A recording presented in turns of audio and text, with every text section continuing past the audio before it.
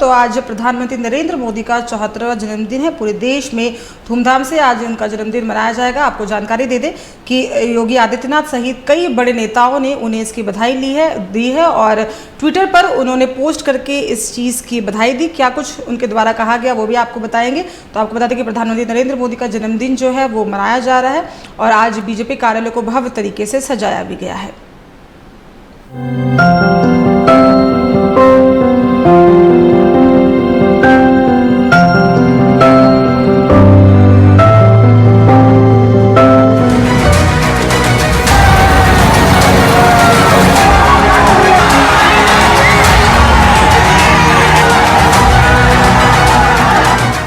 ज्यादा समय नहीं, 10 साल पहले की बात है। 2013-14 का पन्ना पलटिए, देश में गठबंधन की राजनीति परवान पर थी। पूर्ण बहुमत की सरकार की सोच तक असंभव सी थी। सेकुलरिज्म पर सवाल उठाना असंभव सा था।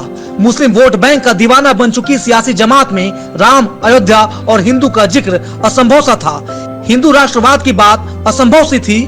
मुस्लिम तुष्टीकरण पर सवाल उठाना असंभव सा था। जाति की राजनीति को खारिज करना असंभव सा था। ना जाने और क्या क्या असंभव था, लेकिन इन सभी असंभव हालातों को उस एक शख्स ने संभव कर दिखाया है जो बीते 11 साल से दिल्ली के लाल किला पर तिरंगा फहरा रहा है। असंभव को संभव और नामुमकिन को मुमकिन करने वाले पीएम मोदी 74 साल के हो गए हैं। चाय बेचने से शुरू हुआ सफर दिल्ली के तख्तोताज तक यूं ही नहीं पहुंचा। 74 साल की यात्रा में सिर्फ जीत और फतह ही शामिल नहीं, 4 दशकों का संघर्ष भी है। 17 सितंबर 1950 के गुजरात के मेहसाना जिले के वडनगर में जन्मे मोदी बचपन में वडनगर रेलवे स्टेशन पर चाय बेचने में पिता की मदद करते थे। बाद में खुद का चाय स्टॉल भी चलाया। वडनगर से ही स्कूल की पढ़ाई पूरी की, फिर घर छोड़ा और भारत भ्रमण पर निकले।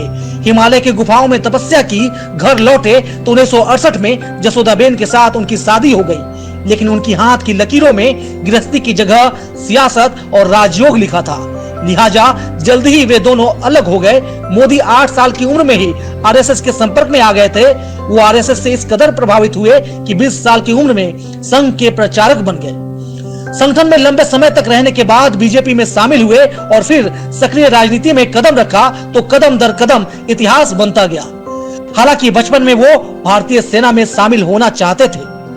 1972 में मोदी आरएसएस में शामिल हुए। 1975 में आरएसएस ने उन्हें गुजरात लोक संघ सेवा समिति का महासचिव बनाया। 1978 में संघ ने जिम्मेवारी बढ़ाते हुए सूरत और बड़ोदरा विभाग का प्रचारक बना दिया। 1979 में संभाग प्रचारक बनाए गए, दिल्ली में संघ के लिए काम किया। 1987 में बीजेपी में शामिल हुए तो गुजरात इकाई के महासचिव बने। 1990 में लाल कृष्ण आडवाणी की राम रथ यात्रा और 1991 में मुरली मनोहर जोशी की एकता यात्रा के अहम सारथी रहे। 1995 में बीजेपी के राष्ट्रीय सचिव बनकर दिल्ली भेजे गए। इस दौरान उन्होंने हरियाणा और हिमाचल प्रदेश के चुनाव अभियान का नेतृत्व किया। 1996 में मोदी को संगठन महासचिव बना दिया गया। 2001 में तब के मुख्यमंत्री केशुभाई पटेल का स्वास्थ्य खराब हुआ। उपचुनाव में बीजेपी सीटें हारी तो राष्ट्रीय नेतृत्व ने पटेल की जगह मोदी को गुजरात का मुख्यमंत्री बना दिया। 7 अक्टूबर 2001 की वो तारीख थी जब मोदी ने गुजरात के मुख्यमंत्री पद की शपथ ली थी। एक वो तारीख थी और एक आज की तारीख है। मोदी का कद, करिश्मा उम्र के साथ बढ़ता गया। उन्होंने पीछे मुड़कर नहीं देखा, न हार देखी न मायूसी। वो अपराजय रहे। गुजरात दंगों का दाग अरसे तक उनका पीछा करता रहा, लेकिन वो हिंदू हृदय सम्राट की छवि के साथ साथ विकास पुरुष का नैरेटिव बनाकर अपने लिए हर रास्ता आसान करते रहे। कल तक नीतीश कुमार जैसे कई बड़े अनुभव में उनसे बड़े नेता उनको अछूत मानते थे। आज वही उनके चरणों में शरणागत होने में रत्ती भर भी कतराते नहीं। यही मोदी का करिश्मा है। मोदी लगातार 13 साल तक गुजरात के सीएम रहे। साल 2014 में उन्होंने उस समय देश की बागडोर संभाली जब देश में भ्रष्टाचार को लेकर खासा गुस्सा था। किसी ने कल्पना नहीं की थी कि बीजेपी को अकेले दम पर बहुमत मिलेगा, लेकिन एक मोदी का ही चेहरा था जिसने इस अनहोनी को भी होनी में तब्दील कर दिया। लेकिन मोदी को पीएम चेहरा बनने के लिए भी मशक्कत करनी पड़ी। उनके गुरु माने जाने वाले आडवाणी की नाराजगी उन्हें मोल लेनी पड़ी। लेकिन कुछ करे फैसले बेहतर नतीजों के लिए जरूरी होते हैं। 2014 के लोकसभा चुनाव में अपने दम पर 282 सीटें लाकर मोदी ने उस फैसले को सही साबित कर दिया।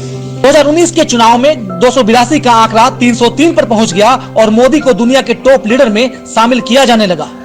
मोदी के नेतृत्व के साथ साथ देश की साख भी बढ़ी। मोदी के रूप में देश को नया, अलग और सशक्त नेता मिला था तो सरकार की विदेश नीति, रक्षा नीति, सेवा नीति, हर जगह बदलाव दिखा।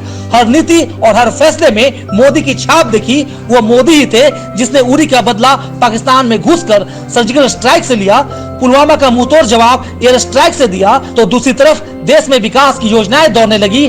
देश ने बुलेट ट्रेन का सपना देखा।